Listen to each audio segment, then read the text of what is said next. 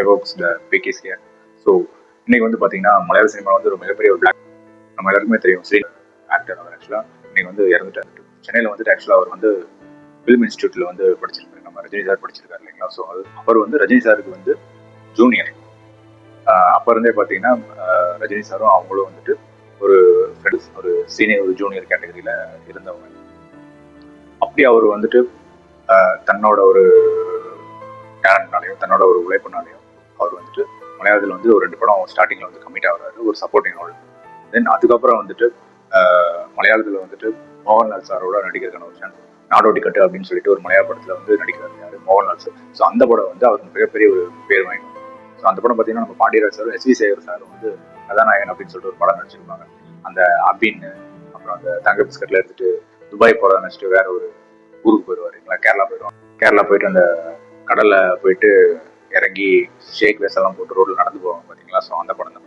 அந்த படம் வந்து ஃபர்ஸ்ட் ரிலீஸ் ஆனது வந்துட்டு மலையாளத்துல. இப்போ வந்துட்டு அதுக்கப்புறம் வந்துட்டு அதை வந்து தமிழ்ல வந்து ரீமேக் பண்ணும்போது பாண்டியராஜ் சாரும் எஸ்வி சேகரும் சாரும் வந்து அந்த படம் வந்து நடிச்சாங்க.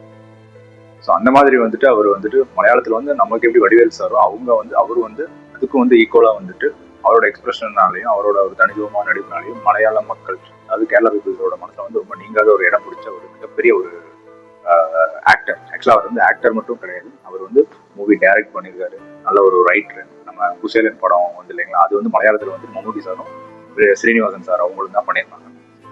ஆக்சுவலா வந்து அது அவரோட கதை அவருக்கு தான். அதுல வந்துட்டு அந்த பசுபதி சாரோட ரோல் வந்துட்டு அவர் தான் பண்ணியிருப்பாரு. ஆனா ஃபர்ஸ்ட் மலையாளத்துல வந்து அதுக்கப்புறம் தான் வந்துட்டு தமிழ்ல வந்து எடுத்தாங்க. இந்த மாதிரி வந்துட்டு அவரு ரொம்பவுமே வந்துட்டு ஒரு நல்ல ஒரு ஆர்டிஸ்ட் ப்ளஸ் அது போக ரைட்டர் எல்லாமே வந்து எல்லா இது பண்ணியிருக்காரு. ஸோ இன்னைக்கு வந்து அவர் வந்துட்டு அந்த சிகரெட் அடிக்கிற பழக்கம் வந்து நிறைய இருந்ததா சொல்றாங்க. அது வந்து டே பை டே வந்து இன்க்ரீஸ் ஆகிக்கிறது. ஒன் டே வந்துட்டு ரொம்ப முடியாமல் போய் ஸ்கேன் எடுக்கும்போது பார்த்தீங்கன்னா லங்ஸ் ஃபுல்லாகவே அஃபெக்ட் ஆயிருக்கு அப்படின்னா அவர் வந்து நம்ம பண்றது இல்லை அப்படின்னு சொல்லி அதை குயிக் பண்ணிடுறாரு. பட் அது வந்து டே பை டே வந்து அவருக்கு வந்து அந்த ஒரு இது வந்து இன்க்ரீஸ் ஆகி அது வந்து அஃபெக்ட் ஆகி மேலும் அவருக்கு வந்துட்டு அது வந்து ஒரு மிகப்பெரிய ஒரு பிரச்சனை ஆயிடுச்சு. ஸோ அதனாலதான் வந்து அவர் இறந்துட்டாங்க அப்படின்னு சொல்லி சொல்ல பார்த்துருக்கோம். ஸோ அவருக்கு வந்து 2 பசங்க இருக்காங்க, ஒன்று வினித் ஸ்ரீனிவாசன், இன்னொரு தயால் ஸ்ரீனிவாசன் அப்படின்னு சொல்லிட்டு. வினித் ஸ்ரீனிவாசன் வந்துட்டு நமக்கு எல்லாருக்குமே தெரியும். ஆக்சுவலா அவர் தான் வந்துட்டு மலையாளத்துல வந்துட்டு இந்த ஒரு வடக்கன் செலுத்தி மோகன்லால் சாரோட பையனை வச்ச ஹிருதயம் அப்படின்னு சொல்லிட்டு ஒரு படத்தை டைரக்ட் பண்ணாங்க. ஸோ அவரும் வந்து ஒரு நல்ல ஒரு ஆக்டர், அவரும் நல்ல ஒரு டைரக்டர், நல்ல ஒரு ஃபீல் குட் மூவிஸாக கொடுக்கக்கூடிய ஒரு டைரக்டர். அவர் மேலே வந்துட்டு ரஜினி சார் கூட பார்த்தீங்கன்னா அன்னைக்கு ஒரு வீடியோ ஒன்று போட்டிருந்தாரு. ஆக்சுவலாக அவர் இன்னைக்கு வந்து எனக்கு ஒரு காலேஜ் மேட் அப்படின்னு சொல்லி ஒரு கிளாஸ்மேட் அப்படின்னு சொல்லும்போது நமக்கே தெரியும். ஸோ அப்படி இருந்திருக்காங்க அப்படின்னு சொல்லிட்டு. ஸோ இதுதான். ஸோ இது வந்து என்ன டே பை டே